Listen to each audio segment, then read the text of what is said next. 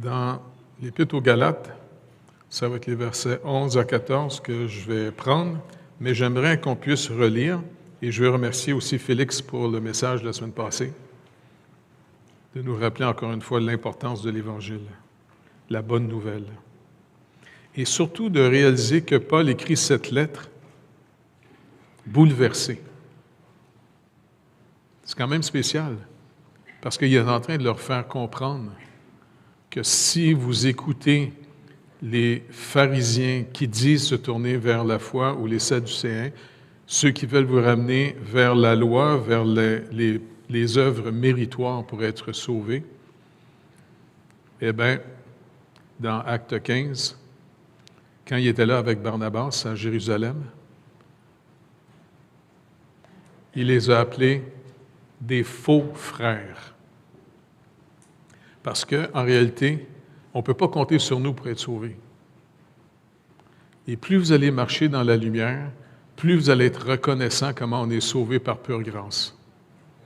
Je vous le dis, plus on marche dans la lumière. Est-ce que vous connaissez un prophète qui a vraiment un jour marché dans une lumière très intense?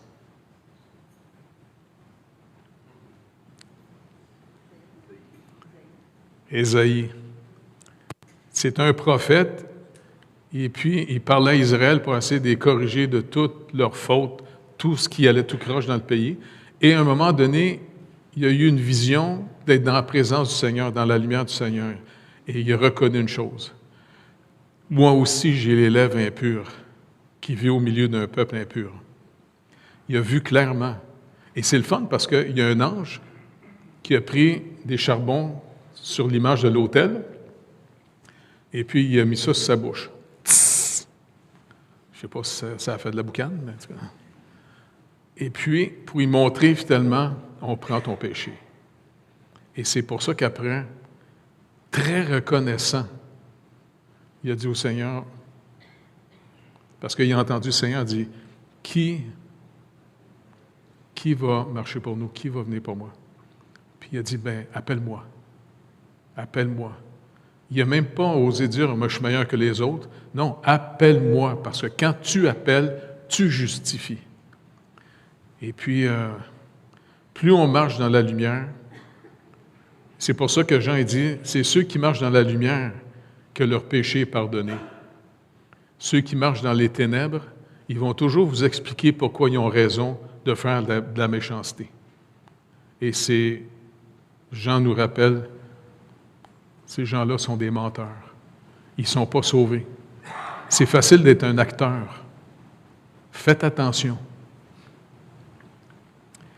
Donc, quand il a vu finalement ces gens qui sont partis de Jérusalem, et qui, en passant, c'était les gens qui ont même attaqué Pierre quand il est revenu de chez Corneille. Pierre et quelques Juifs qui avaient cru ont vu que le Saint-Esprit est descendu sur Corneille et sa famille, comme sur eux, puis ils étaient impressionnés que le Saint-Esprit descend sur eux, comme il est descendu sur eux. Et c'est pour ça que c'est intéressant de voir que Pierre pourrait dire, en réalité, ce n'est pas eux qui vont être sauvés comme nous en tant que Juifs. C'est nous, on est sauvés comme eux. Le Seigneur est venu sauver ce qui est perdu. Et puis en même temps, il a continuellement rappelé à Israël, à cause de vous, mon nom est blasphémé parmi les nations. Fait que, tu sais, Israël ne peut même pas se vanter. Ils ont rejeté leur propre Messie. Ils l'ont crucifié. Et en plus, c'est tous les experts de la Bible. Est-ce que vous réalisez? C'est les experts de la Bible qui l'ont tué. Et ils ont même dit à Hérode, non, notre roi, c'est César. En tout cas, pas évident pantoute, hein? C'est pour ça que Paul va leur faire comprendre une leçon fondamentale. On va relire ça. OK? Paul, apôtre, non de la part des hommes, ni par un homme, mais par Jésus-Christ et Dieu le Père qui l'a ressuscité des morts. Et tous les frères qui sont avec moi aux églises de Galatie, Que la grâce et la paix vous soient données de la part de Dieu le Père et de notre Seigneur Jésus-Christ, qui s'est donné lui-même pour nos péchés, afin de nous arracher. J'aime cette expression-là, arracher. Est-ce que vous réalisez, si vous êtes sauvés, vous avez été arrachés? Pas le fun, ça, de se faire arracher? Moi, je suis content qu'il m'a arraché. Ça décolle dans ce temps-là. Il nous a arrachés du présent siècle le mauvais, selon la volonté de notre Dieu et Père, à qui soit la gloire au siècle des siècles. Amen. Je m'étonne que vous vous détourniez si promptement de celui qui vous a appelé par la grâce de Christ pour passer à un autre évangile. Non pas qu'il y ait un autre évangile, mais il y a des gens qui vous troublent et qui veulent renverser l'évangile de Christ. Mais quand nous-mêmes, quand un ange du ciel annoncerait un autre évangile que celui que nous vous avons prêché, qu'il soit anathème, qui veut dire qu'il soit maudit.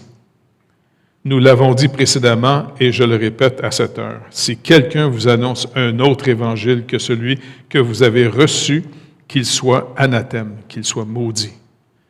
Et maintenant, est-ce la faveur des hommes que je désire ou celle de Dieu?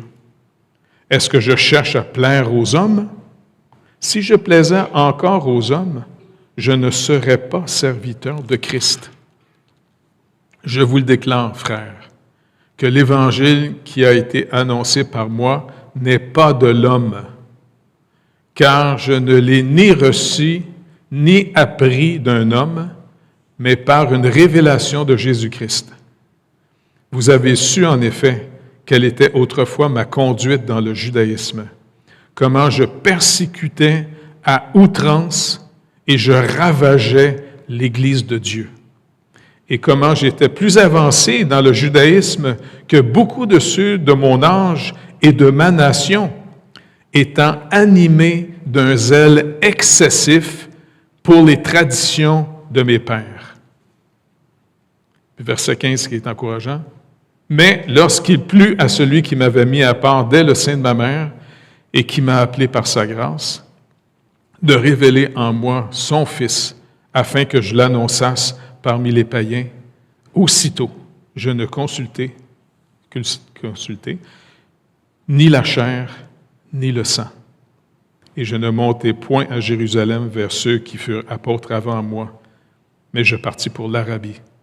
Puis je revins encore à Damas. Puis 3 ans plus tard, il va aller à Jérusalem rencontrer Pierre. Donc, Pierre, ici, c'est-à-dire l'apôtre Paul veut vraiment nous rappeler quelque chose d'important.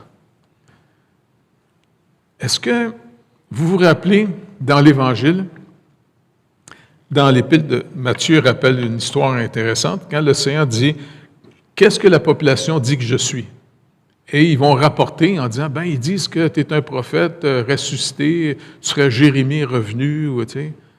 Et puis Pierre, à un moment donné, il dit « Non, tu es le Christ, le Fils du Dieu vivant. » Est-ce que vous vous rappelez ce que Jésus lui répond?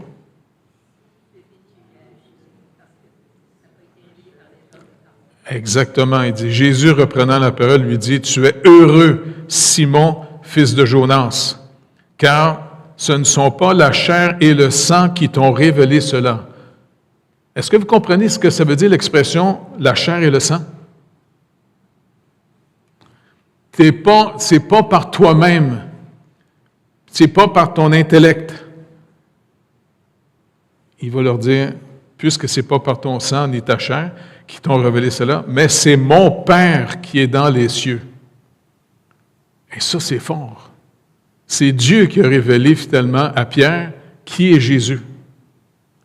On est l'œuvre de Dieu. Écoutez, je sais que je suis fatiguant de vous en parler souvent de ça, là, mais plus l'Évangile va produire du zèle dans votre vie, plus vous allez être une lumière pour les perdus, et non pas une petite lampe en dessous de la table, là. Ben c'est plus vous allez découvrir comment le Seigneur nous révèle son Fils, et le Fils, plus on va connaître Jésus, et c'est en connaissant Jésus-Christ qu'on va connaître son Père. parce qu'il est devenu un vrai être humain sans péché, et comme il est dit au tout début de la Bible, il va créer l'être humain à son image. C'est pour ça qu'il a dit une fois à ses disciples, tu sais, ses disciples avaient déjà dit une fois, il dit, hey, montre-nous le Père. Tu sais, c'est comme si les disciples disaient, hey, tu pourrais-tu nous montrer Dieu une fois de pas? Tu sais, montre-nous Dieu, montre-nous le Père. Puis Jésus dit, attends, depuis que je suis avec vous, vous ne l'avez pas encore connu? Tu sais, eux autres, il y avait un problème. Comme nous autres, on peut en avoir des problèmes. Le problème qu'ils avaient, c'est qu'ils vivaient avec Jésus. Oui, c'est vrai que le Père, Dieu, témoignait que Jésus était la deuxième personne de la Trinité, la parole faite chair, qui est venue comme prophétisée selon Ésaïe 53, par tous les miracles qu'il faisait. Et Jésus lui-même le rappelait, c'est pas par moi-même. Ce que je vois mon Père faire, je le fais. Parce qu'il n'était pas séparé de Dieu comme on l'est tous, nous autres, dans la chair, séparés de Dieu. Et puis, finalement, leur défi à eux autres, savez-vous, c'était quoi? Ils vivaient avec un monsieur. Ils vivaient avec quelqu'un. Écoutez, moi, j'ai hâte de rencontrer les disciples, l'apôtre Pierre, puis toute la gang, tu sais. C'est le fun parce que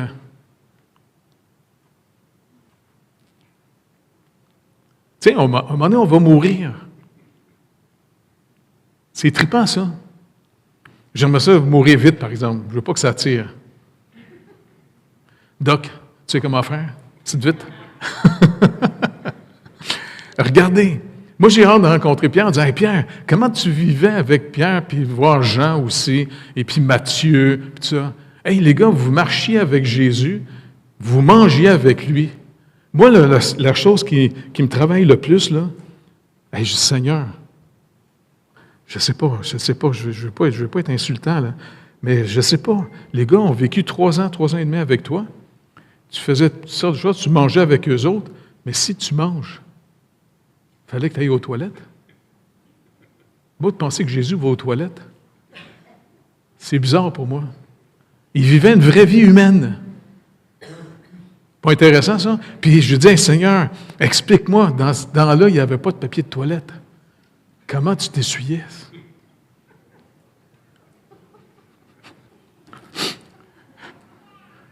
Vous avez jamais posé à causienne? Non, c'est pas le fun.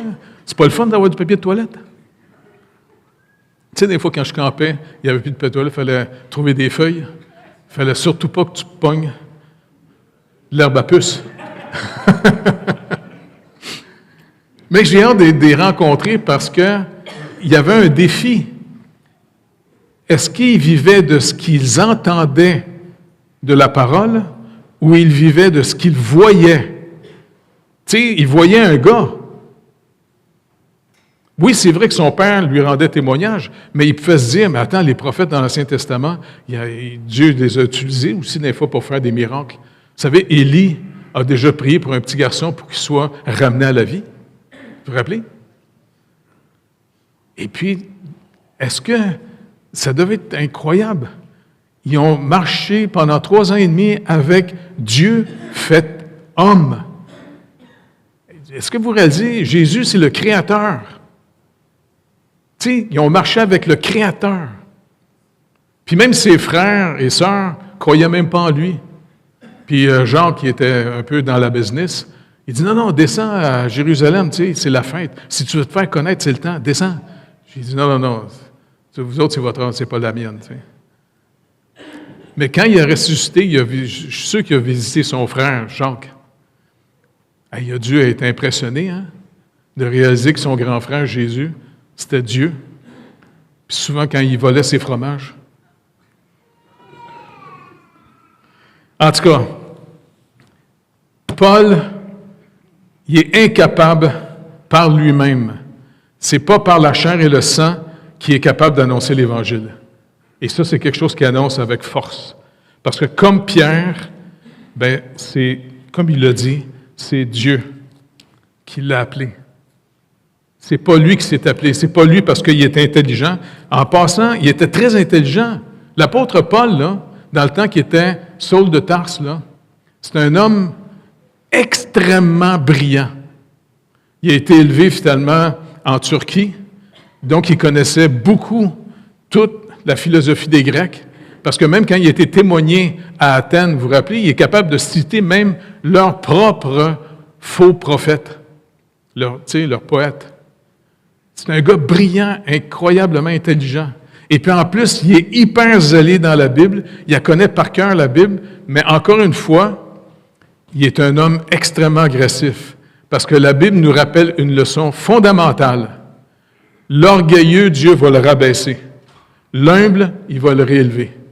Et Jacques s'est rappelé de ça, en disant que celui qui est humble se réjouisse que Dieu va l'élever, mais que le riche se réjouisse que Dieu va le rabaisser. Parce qu'en perdant de nos pouvoirs, en perdant, comment je pourrais vous dire, notre autonomie, eh bien, c'est là qu'on découvre de plus en plus que Dieu nous aime pour vrai. Et lui veut s'occuper de nous autres. Il redevient notre Dieu. Et c'est comme ça que Paul, c'est pas par lui-même. Il y a un auteur qui rappelle ici M. Lagrange, qui dit, Paul aimait ça rappeler ses fautes du passé. Parce qu'il veut vraiment leur faire savoir que l'Évangile qu'il leur a annoncé ne vient pas de sa propre compréhension personnelle, qu'il a fait des recherches, ainsi de suite. Il n'a même pas été à Jérusalem pour demander aux apôtres qui leur annoncent l'Évangile. C'est Dieu lui-même et Jésus-Christ qui lui a montré son œuvre. C'est fascinant. Quand il s'en allait à Damas avec des lettres du Sanhédrin pour, encore une fois, faire mettre des chrétiens en prison. Et puis c'était le gars qui se... Il y avait un bonheur, ce gars-là, dans le temps qu'il ne connaissait pas le Seigneur, la grâce de Dieu. Il était tellement rempli de lui-même. Faites attention aux gens qui sont remplis d'eux-mêmes. Les gens qui sont remplis d'eux-mêmes sont remplis de...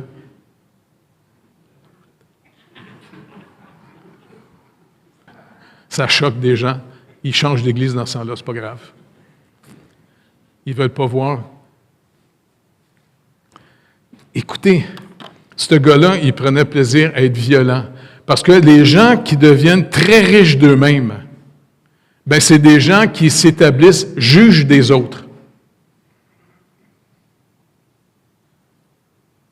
Et ça, c'est fatigant.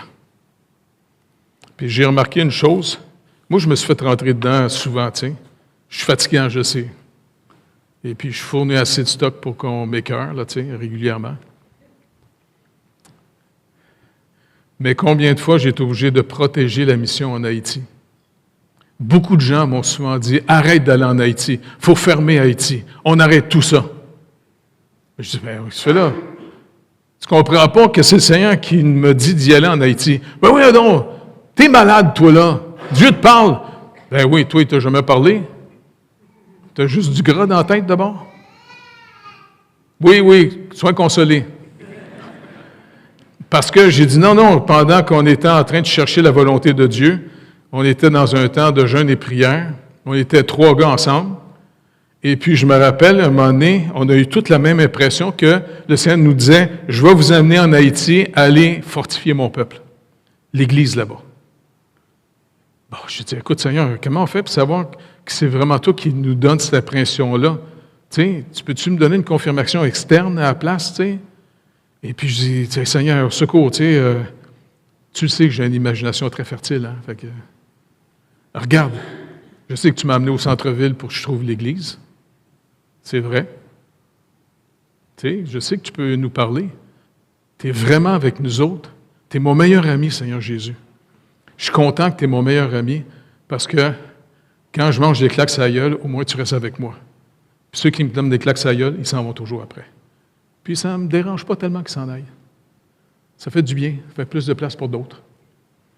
Mais Seigneur, comment je peux savoir que tu veux vraiment nous amener en Haïti? Puis je vous l'ai souvent dit malheureusement, j'étais tellement ignorant géographique, je ne savais même pas c'était où Haïti. Moi, dans ma tête, Haïti, j'entendais Tahiti. Et puis je me rappelle, il y avait mon frère à côté de moi, Richard, puis il y avait Gérard aussi, le père de Gabriel. On était les 3, on jeûnait. Puis à un moment donné, je suis obligé de ramasser Gabriel parce qu'il est tombé. Ça faisait trop longtemps qu'on jeûnait, il est tombé sans connaissance. Bing. Je disais, OK, les gars, je vais aller chercher un peu de nourriture, là, au secours. Et puis Richard est à côté de moi, il dit, hey, écoute, Jeff, pendant que tu demandes au Seigneur un signe au Seigneur, Il m'a montré que vous allez y aller en bateau, puis vous avez un gros bateau blanc, puis en plus, tu vas le conduire. Attends. Tu fais là, je vais conduire le bateau. Je ne sais même pas que. Tu fais là. Et puis Gérard, il a dit, bien les gars, si on prend ça au sérieux, bon, on va aller prendre des cours de navigation. Puis il a été, lui. Moi, je n'ai pas été. Moi, je n'aime pas aller à l'école. Moi, j'ai lâché l'école de bonne heure. Même ma femme n'était pas contente quand ils nous ont emmenés à Greater Grace parce que c'était une grosse école biblique. J'y allais par obligatoire. Puis je faisais semblant d'écouter. Mais, écoutez, moi, Jésus, c'est mon meilleur ami. Je supplie à tous les soirs que le Seigneur puisse se montrer à tout le monde dans l'Assemblée, que tout le monde dans l'Église ici ait une relation avec la personne du Seigneur et que vous sachiez comment attendre de lui des réponses pour que Jésus ne soit pas juste une théorie, une religion, mais vraiment une personne qui est venue vivre. Il nous a fait une promesse formelle. Je serai avec vous tous les jours jusqu'à la fin du monde. Fait qu'il est ici avec nous autres en ce moment, Jésus. Mais tu sais, c'est comment... Anyway. Mais savez-vous qu'est-ce qui est arrivé? C'est trippant. Comme je l'ai souvent dit, cette histoire-là, mon ami qui était l'ancien capitaine du bateau, il m'a appelé. Tu te rappelles, Yves, le bateau? C'est de ce bateau-là que tu es tombé en plein milieu de l'Atlantique. Mais c'est le fun parce que tu as compris une leçon, comment dépendre du Seigneur. Parce que tu me rappelles, quand tu es tombé dans l'eau, tu me dis, « Ah, c'est pas grave, je suis un bon nageur. » Et tu sais, c'est long. Et puis, finalement, tu as dit au Seigneur, « OK, je vais me tenir au-dessus de l'eau, je t'attends. Je peux juste t'attendre. » Tu te rappelles comment? Et puis, le capitaine, il avait dit, tu sais, si quelqu'un tombe à l'eau, c'est très rare qu'on peut les sauver, on va le perdre. Puis, il y avait du vent, des vagues, et puis tout ça, tu étais en plein milieu de... Tu sais, je pense que tu as enlevé tes bottes pour pas que tu coules, hein? Tu te rappelles? Puis, tu te maintenais au-dessus de l'eau. Tu montais, tu descends, montant, descends. Et puis, le capitaine a fait un move, et puis, il est arrivé vers toi. Tu te rappelles? Et puis, le Seigneur, dans sa bonté, il a calmé la mer autour du bateau. Il y a eu un rayon de soleil. Tu sais, c'est quand même spécial. Les vagues ont arrêté, parce que même tu as lancé la bouée, tu sais, avec la corde, avec les vagues, là, tu aurais pu te smasher à la face sur, sur le bateau. Et ils t'ont sorti de là. Mais il était gris et noir, le bateau, hein? Il n'était pas blanc pantoute. Ça fait que, quand il m'a appelé, c'était le fun, on était en train de tout rentrer le stock, parce que, tu sais, on allait pour amener du stock à des missionnaires un peu partout, là. Et puis, il y a, comme dans les films américains, c'est le fun, ça. Ça se passe aux États-Unis, je ne sais pas pourquoi, tu sais. Il y a un riche chrétien qui vient chercher notre cook pour remplir plein de poulets, finalement, plein de nourriture, le bateau, parce qu'il savait qu'on partait dans les Caraïbes, tu sais. Puis à un moment donné, il dit, en passant, votre bateau, il est là, je vais vous trouver de la peinture. Il a acheté finalement du primer, puis plein de gros gallons de peinture blanche. Fait que là, avec toute l'équipe, je commence à peinturer. On peinture tout le bateau, tout en blanc. Puis en plus, ils m'ont demandé, tu vas écrire le nom du bateau. Ça s'appelle la Gracia, la grâce. OK. Je capotais bien raide. Et puis quand on est parti, la moitié de l'équipe était toute malade, ça vomissait. Puis en plus, l'équipe m'avait demandé à moi de laver les toilettes et les douches. Fait que c'est le fun. Tu vois ce que le monde a mangé, tu sais. Et puis, finalement, tout le monde est malade. Fait que le capitaine, il vient. OK, ceux qui ne vomissent pas, j'ai besoin de vous autres. Je vais mettre un officier. Jeff, quoi? Tu vas conduire le bateau. Comment tu veux conduire? Non, tu vas tenir la barre. Tu sais, c'est rond avec les tirs. OK. Avec le radar. Écoute, on est durant la nuit. Le matin, je vois Haïti sortir de l'île à l'autre bout. J'ai manqué de pleurer. Je dis, Seigneur, j'en reviens pas. T'es capotant. C'est le fun que tu appelles des gars pas capables. Parce que je peux au moins compter sur toi. Compte pas sur moi, sinon tu es dans la marde. Et puis, c'est comme ça que le Seigneur m'a montré comment on dépend de lui. Moi, je supplie le Seigneur, je dis, Seigneur, que tout le monde dans l'Église te connaisse, pas juste en théorie, pas juste comme une chose. Même dernièrement, c'est un auteur qui est bien intéressant. Tu te rappelles, Martin Buber? On avait déjà parlé ensemble, François, tu te rappelles? Buber, il a écrit un livre, plusieurs livres, mais un livre qui est bien intéressant, c'est « Je tue, je cela ». Et puis, la vraie relation, c'est quand tu dis à quelqu'un, pas que tu le tues, mais tu sais, tu l'appelles « je », oui, tu, comment vas-tu? Mais quand tu parles de quelqu'un, un cela, c'est en fait une chose. Et puis, c'est trop facile de faire de Dieu une chose. Il faut développer une relation avec lui. Fait que Paul leur a rappelé qu'il n'a pas appris par lui-même, puis ce n'est pas les apôtres qui lui ont appris l'Évangile. Et il leur rappelle aussi, comme on a lu, n'oubliez pas, j'étais dans ma connaissance anti-grâce de Dieu. J'ai attaqué l'Église. J'ai carrément participé au meurtre d'Étienne. Étienne, il a témoigné finalement en montrant finalement que Dieu est gracieux envers Israël, parce qu'Israël a toujours été rebelle envers Dieu. Et puis, il rappelle finalement, et puis Paul avec les autres se sont énervés, et puis c'est intéressant, au scandale de ces gens-là, que Dieu est tellement loin. C'est une chose pour eux autres, c'est pas une personne avec qui, tu sais, mais Étienne le connaissait, Étienne était sauvé, il était rempli du Saint-Esprit. Quand ils ont voulu le tuer, bien, il a vu, le Seigneur il a montré une vision, le Seigneur s'est levé de son trône et il attend Étienne, il va se faire massacrer. Hey, il dit, je vois le Fils de l'homme debout. Et les gars ont capoté ben raide, ils sont mis à crier, ils ne voulaient pas entendre de ça, ils ont pogné des roches, ils te l'ont lapidé à le tuer, ils fracassaient le crâne pour le tuer. Il est monté au ciel. Paul dit, écoutez, si ce n'était pas de la grâce de Dieu, il aurait eu tout à fait raison de me tuer, Dieu, parce que j'ai attaqué son peuple. J'ai carrément fait mettre en prison beaucoup de croyants, de Juifs qui avaient cru en lui. Il les considérait comme une secte. Et ce qui l'enrageait le plus, c'est qu'il était libéré de toutes les ordonnances de la loi. Comprenez? Il était, en passant, je veux juste nous rappeler à tout le monde ici, faites attention, ça peut faire peur à bien du monde la liberté. Parce que vous êtes responsable dans la liberté. Qu'est-ce que vous allez faire de la liberté que Dieu vous donne maintenant? Comment vous allez gérer? Je voudrais juste vous conseiller une chose, OK? Moi, je suis bien content que c'est des gens qui n'étaient pas des hyper-théologiens, des hyper-techniciens en théologie, qui m'ont annoncé l'Évangile. C'est un petit village. Un des pasteurs, c'est un forgeron, l'autre, il y avait une vigne de... C'est tout du monde, c'est tous des paysans qui se sont tournés vers le Seigneur parce qu'un gars du Nord était descendu leur annoncer l'Évangile et ils ont été vraiment visités par le Seigneur. Ils m'ont annoncé une chose. Jeff, OK, tu as dit que tu voulais être sauvé, tu as reçu Jésus? Oui. Bon, mais regarde, là. Tu vas apprendre une leçon. Ah, OK, laquelle? Tu vas dépendre du Seigneur, pas de nous autres. Dépends pas de toi non plus. Pose tes questions au Seigneur. Va prendre des marches avec lui.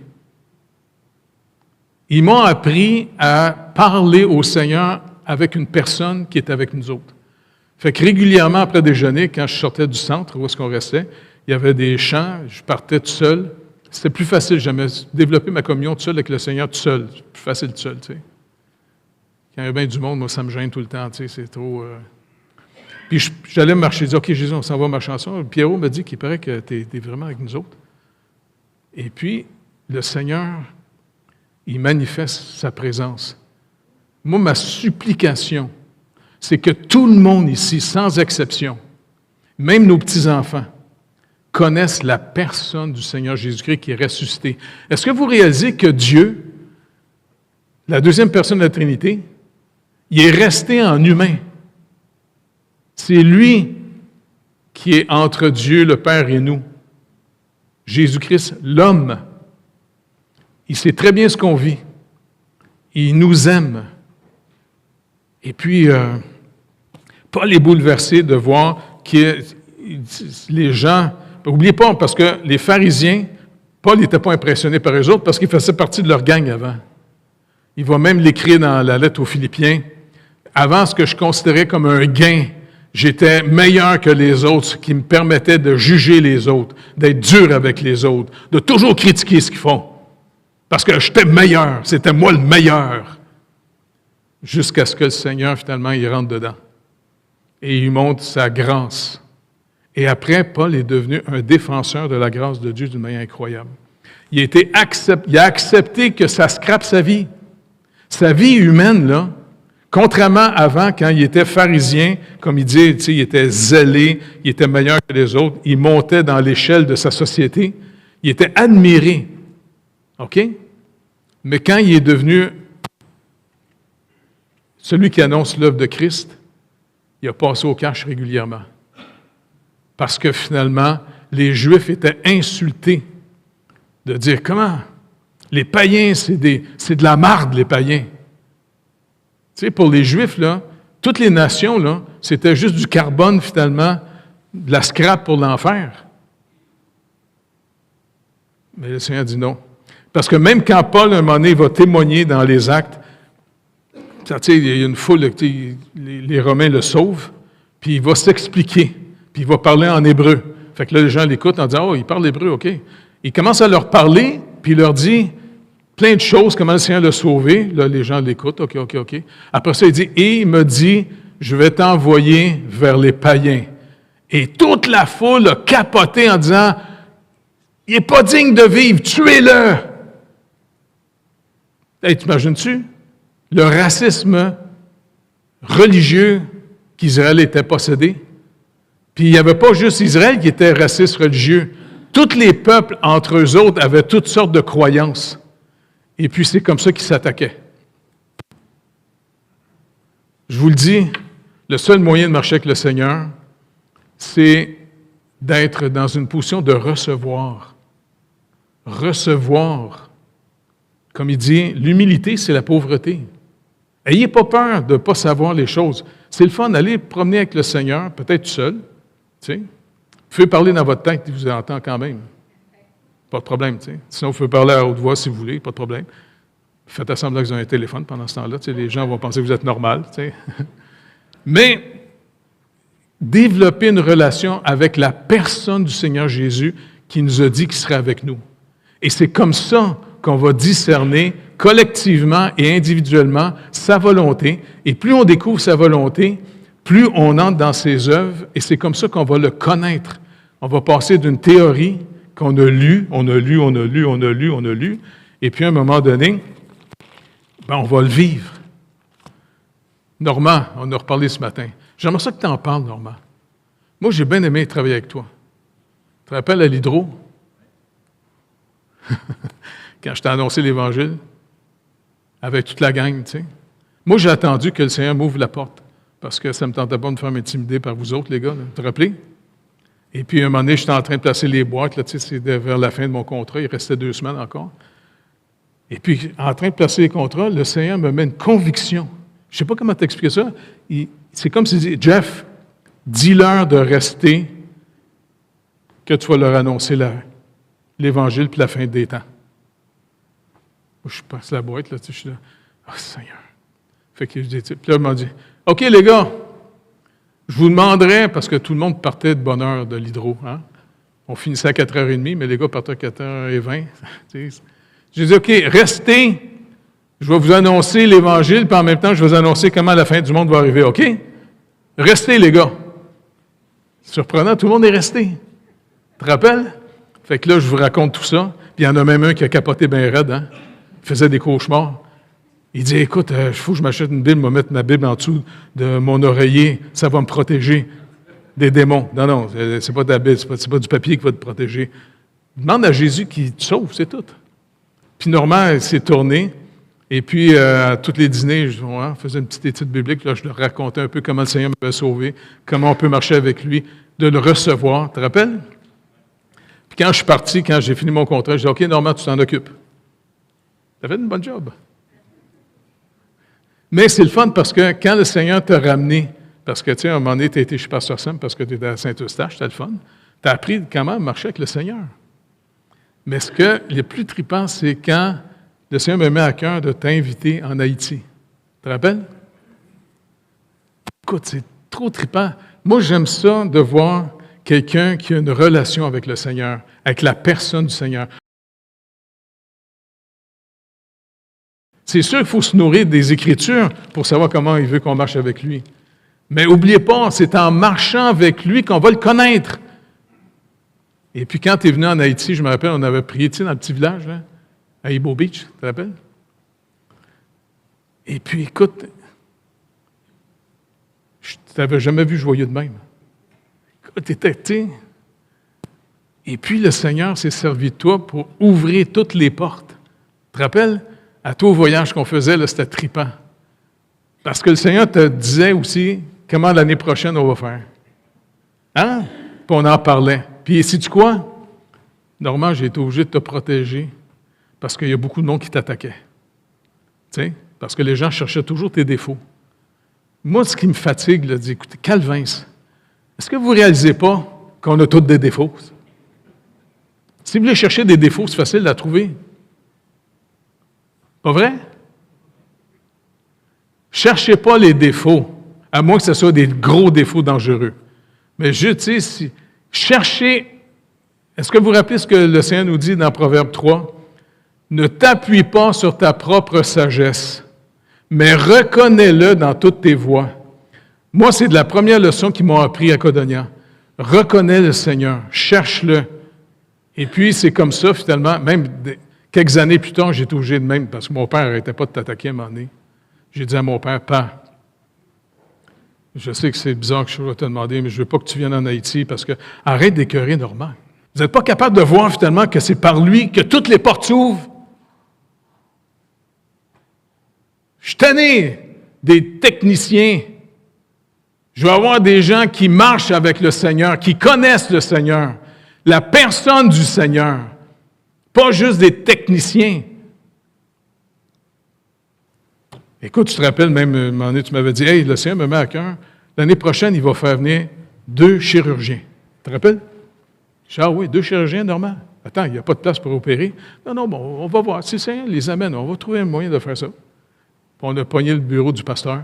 On a fait une chambre d'opération. Tu te rappelles? C'était trippant. Voilà, puis j'ai pu témoigner à ces 2 gars-là. Ils couchaient sur le balcon avec moi en haut. Tu sais, l'histoire de la madame avec la petite machine qui était pétée. Puis tu lui avais dit, non, écoutez, si le Seigneur vous a amené, là, ben, il va pourvoir. Elle commence à dire, coudonc, tu nous as amenés chez les fous! C'est une technicienne, la Marianne. C'est une technicienne. Elle dit, non, même si on est à Montréal, il faut commander cette pièce-là aux États-Unis. Fait que Normand dit, non, cassez-vous pas la tête, s'il vous a amené, il va pas voir. Puis elle capotait, la madame, tu te rappelles? Elle capotait bien raide. Une banane. Moi, quand je l'ai regardé, je disais, hey, son mari doit rusher, il doit être content qu'elle est en Haïti, la madame. Fait que seulement, on s'en va aider sœur Evelyne. Et puis, je me rappelle, tu es là, tu viens la voir, tu dis, « Hey, sœur, est-ce que vous auriez quelque chose pour nous aider quand ça ne marche pas? » Elle dit, « Ah oui, ça, c'est pour faire de l'anesthésie. Nous autres, on a une machine, quelqu'un nous en a envoyé une machine, mais on ne s'en sert pas parce que nous autres, on travaille sur les yeux seulement. Viens. Fait que tu en vas dans l'hangar, elle pogne la petite pièce. Quand tu auras fini, tu me la ramèneras. » Fait qu'il revient au village, il dit à madame, « Qu'est-ce madame? Le Seigneur nous en a donné une. » Elle capotait la madame. Bien raide, tu comprends? Trippant. Puis là, je parlais avec les chirurgiens, puis je leur dis, « Hey, les gars, vous êtes chirurgiens, vous êtes médecins, vous devez voir une fois de temps en temps du monde partir dans l'éternité. Savez-vous que vous en allez bientôt aussi là-bas? » Hey, écoute, tu me parles de moi, ça me fait peur. C'est surtout la nuit. Le soir, quand tu parles de ça, le soir, le monde capote bien raide, tu sais. Non, mais regarde, c'est parce que on est ici pour aider les gens. Mais ça, ce qu'on fait, l'aide physique qu'on fait en ce moment, oui, c'est bien, mais ça, c'est pas l'aide la plus importante. Parce que tu te rappelles, il y avait une couple de médecins qui étaient venus, le beau-frère de Gaétan, puis il avait commencé à vouloir me tasser. « Tasse-toi! » Nous autres, on va faire un hôpital intelligent. Faut que tu te tasses, toi. Arrête d'annoncer l'Évangile. J'ai dit, regarde bien, toi, tu as trop de gras dans ta tête, je m'en sac. OK? Non. Moi, je suis ici d'abord pour annoncer d'abord l'Évangile. Parce que toi, tu peux peut-être soigner une personne, mais Calvin, tu ne peux pas leur donner la vie éternelle, maudit sans dessein. Il dit, hey, t'es donc violent. Ouais, je sais. Je suis un trou de cul. Je sais. Mais je suis calme en ce moment. Et puis, finalement, il n'a pas aimé ça. Puis, il n'est plus revenu. Puis, mon ami Gaétan, il est mort cette année-là. Là, j'ai dit, Seigneur, yes, t'es venu chercher Gaétan. Puis, son beau-frère, il ne peut plus m'endurer. Je sais, je n'ai pas été intelligent la main que j'ai parlé, mais je n'ai pas imposé les mains. Mais c'est une tête à claque. Il voulait tasser l'Évangile. S'il n'y a pas l'Évangile, tout ce qu'on donne aujourd'hui, c'est juste pour soulager le petit parcours. Ça soulage. Tant mieux d'être soulagé, c'est bien. Manger, ainsi de suite. Mais que tu ne manges pas, tu vas crever pareil. L'éternité, c'est pas n'importe quoi. Et puis, c'est le fun parce qu'à un moment donné, je m'en vais à l'aéroport saluer l'équipe. J'étais pour partir un peu après. Et je rencontre Alain la première fois. Parce que ta fille voulait venir avec nous autres, tu te rappelles? Et puis là, je le rencontre. Puis tu nous donnais des cours, entre autres, les infirmières là, pour les aider, tu te rappelles? Le Seigneur a pourvu. C'est trippant marcher avec le Seigneur. On marche avec une personne. Est-ce que je vous traumatise assez, s'il vous plaît?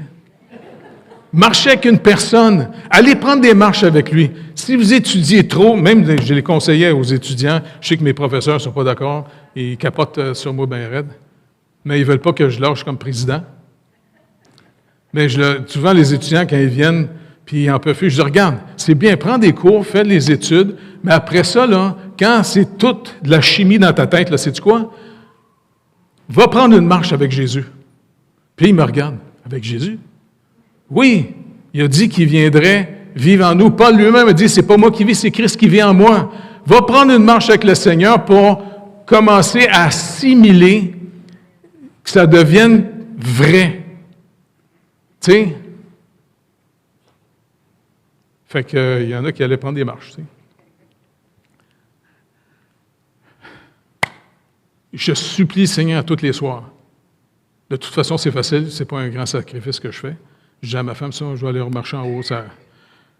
Elle a ses séries, elle aime ça. Mais en plus, c'est une série avec des sous-titrages en français.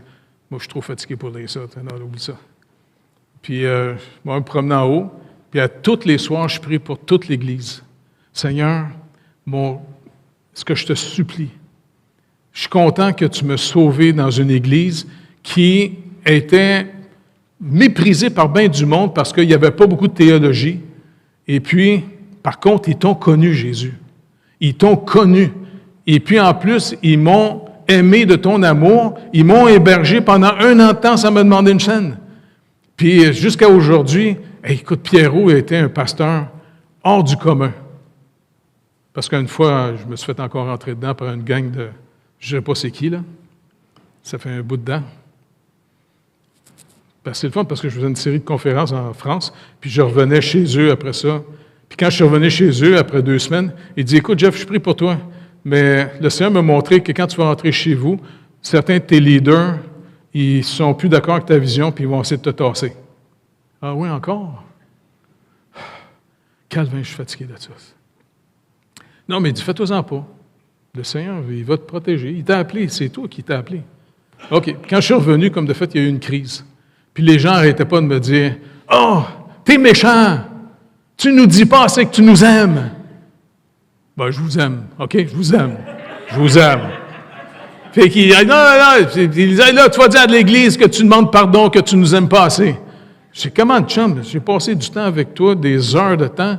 Tu sais, non, faut que tu dises à tout le monde que tu m'aimes. Ben, plus tu me le dis, sais-tu quoi? Ça me tente plus pantoute, là. Et puis, il m'avait téléphoné, tu sais, c'est le gars qui me parlait au téléphone, puis tu sais, non, puis on va pas emmener tous les jeunes avec nous autres, on va partir, tu sais. Et puis, on était à Cartierville à cette époque-là, tu sais. Ben, je dis, écoute, Seigneur, je te remets ça. Puis là, j'ai raccroché, j'ai été me promener dans ma petite cour en arrière. Je marchais en rond. OK, Jésus, on marche ensemble. Écoute, qu'est-ce que j'ai fait encore? Regarde, j'essaie de faire le mieux que je peux, mais tout le monde peut trouver mes défauts. Il paraît que je les aime pas assez. Hey, peux-tu me parler? Aide-moi. Écoute, Seigneur, rappelle-toi, j'ai jamais voulu devenir pasteur, moi, là. C'est toi qui m'as appelé. Et à un moment donné, le téléphone sonne. C'est Pierrot en France qui m'appelle. C'est la première fois qu'il m'appelle de France. Tu sais, parce que c'est un gars qui n'avait pas beaucoup d'argent à l'époque, puis il ose m'appeler, faire une longue distance à l'époque, là. Tu sais, c'était des téléphones normaux dans le temps, il n'y avait pas les télé, tu sais. Et puis là, il dit « Hey, Jeff! Oh, Pierrot! Oui, quoi, allô? Hey! Qu'est-ce que tu fais? » Rien, je marche on marche ensemble dans mon jardin en arrière dans la cour. Ah, il dit « Écoute, le Seigneur te donne une vision, reste attaché à ce qu'il t'a montré, et ceux qui te critiquent, laisse-les partir. Casse-toi pas la tête. OK? Arrête. » OK. Merci. C'est la réponse du Seigneur, c'est clair. Non, c'est trippant marcher avec le Seigneur. Plus on va marcher avec lui, ensemble, eh bien, c'est comme ça que ça ne sera pas juste une théorie, la Bible. Ça va être... Écoutez, savez-vous quoi? C'est lui qui nous parle de lui. C'est une révélation, la parole de Dieu. Et quand vous lisez, là, soyez pas surpris de ne pas comprendre des affaires. Puis dites au Seigneur, écoute, je ne comprends pas ce que tu as dit, mais c'est pas grave, tu l'as dit. Tu sais, peux-tu m'expliquer? Il paraît que le Saint-Esprit est venu pour nous expliquer des affaires.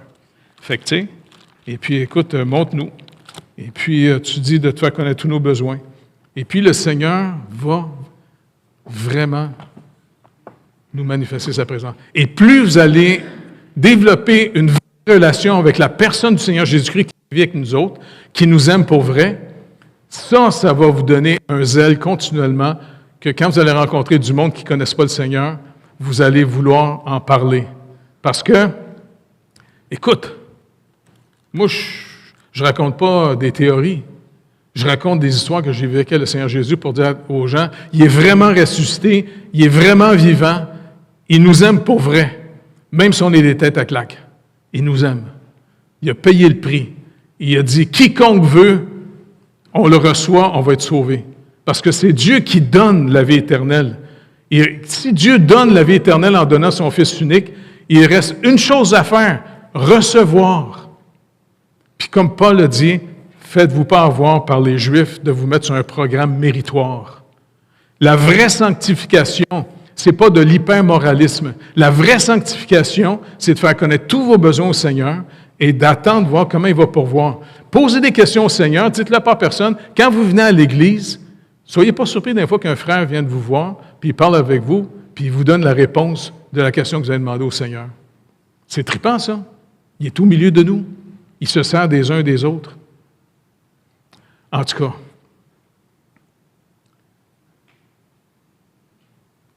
non, je vous le dis, il m'a appris à marcher avec lui parce que la première fois que j'étais en Haïti, ça m'a traumatisé bien raide. Tu sais, je sortais de l'hôtel parce que c'est un chrétien qui avait l'hôtel. J'avais été avec mon père là-bas, tu sais, je ne savais même pas ce que je faisais là-bas. Tu sais, puis j'avais été me promener autour de l'hôtel, puis il y avait des petites maisons de rien. Puis à un moment donné, je vois une petite famille avec des petits-enfants. Et puis je les suis, tu sais, j'ose avec eux autres un petit peu. Hey, hello, tu sais. Et puis ils s'en vont, écoutez, ils s'en vont dans un dépotoir. Ils cherchaient de la nourriture, Calvins. J'en revenais pas. Ça. Je vous dis, j'en revenais pas, je capotais bien raide. Quand je suis revenu chez nous, à toutes les nuits, je me réveillais en plein milieu de la nuit, je me levais, j'allais m'asseoir dans le salon, j'allais pleurer. Hey, Seigneur, ils sont encore pognés là-dedans. Oh, secours, Seigneur. Qu'est-ce que tu veux que je fasse là? C'est bas, je n'ai pas une scène. Mais le Seigneur m'a montré comment on dépend de lui. Et c'est à cause de lui. Il a visité le petit village de Tiverny. Il a transformé le village. Tu te rappelles, hein, quand on était là la première fois? Hey, c'était... Hein? Aujourd'hui, tout le monde a une petite maison. et puis les gens mangent. Non, je vous dis, le Seigneur Jésus a visité par nous le village et il a pourvu. Comme en Afrique. Je travaille avec Koujo et la gang, tu sais. Tu sais, quand on s'en va dans la brousse puis on voit des petits villages qui se tournent vers le Seigneur, hey, c'est trop beau, ces gens-là, tu sais. Ils reçoivent le Seigneur. Ils sont sauvés. En tout cas, je vais continuer à prier pour que tout le monde ici apprenne à aller prendre des petites marches avec le Seigneur. Avec la personne du Seigneur, OK? C'est très important. Oui, étudiez la parole, lisez la Bible, il n'y a pas de problème. Mais, allez jaser avec lui. Puis vous n'avez pas besoin de faire des prières spéciales. Tu sais, s'il était à côté de vous, Jésus, comment vous parleriez avec lui? Vous seriez en train de partager tous vos besoins, comment, des questions, toutes sortes de choses. Parlez à quelqu'un pour vrai. Il a promis, je serai avec vous tous les jours, jusqu'à la fin du monde. Elle n'est pas encore arrivée, la fin du monde? Fait qu'il est là. OK, je vais arrêter de vous traumatiser. Fait que Seigneur Jésus, je peux juste continuer à te demander, c'est toi qui peux nous apprendre à marcher avec toi. Parce qu'on vit dans un monde tellement technique, tellement mécanique, tellement physique, que, Seigneur Dieu, bien, je suis sûr que Pierre et tous les autres, c'est grâce à toi qu'ils ont pu vraiment passer au-delà de juste te voir comme un être humain, parce que tu t'es fait juste un être humain. Mais tu es Dieu. Et quand tu es mort sur la croix, ils ont tous eu peur et se sont sauvés. Comme si c'était un échec. Mais en réalité, c'était ta victoire face au malin. Tu es l'agneau de Dieu qui enlève le péché du monde.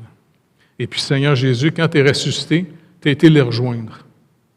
Et tu as été les rejoindre au lac de Galilée. Et ils ont été complètement transformés. Et tu leur as promis que tu serais avec eux tous les jours, et en plus que tu enverrais l'autre consolateur, le Saint-Esprit, la troisième personne de Dieu.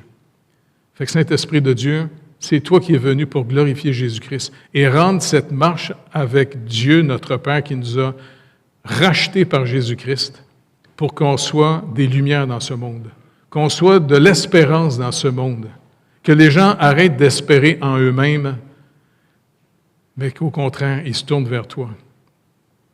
Vers toi, Seigneur Jésus. S'il vous plaît, Seigneur. Et je te prie surtout pour nos petits-enfants, afin que ce ne soit pas juste une religion pour eux autres de venir ici à l'Église. Que tous les parents puissent apprendre aux enfants comment dépendre de toi, Jésus. Parce que tu es vrai, tu es fidèle. Tu nous aimes pour vrai. Tu l'as dit même dans ta parole, c'est Dieu qui nous a aimés le premier. Et c'est pour ça qu'on t'aime. On est extrêmement reconnaissant. Merci, Seigneur Dieu, pour ton amour. Continue, Seigneur Dieu, à nous prendre dans tes bras. Apprivoise-nous, Seigneur Dieu, parce qu'on vit dans un monde pas facile. Et n'oublie pas, on est dans notre chair encore.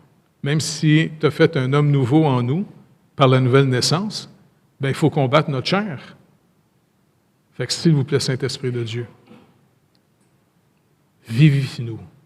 Merci d'avance au nom de Jésus. Amen.